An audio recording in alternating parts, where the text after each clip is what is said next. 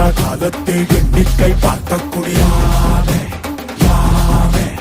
ஆதித்தி சுடர் வெள்ளம் அணையாமல் காத்தல் குடி தீமென்று தீ தின்று தீக்காடாய் வாழும் குடி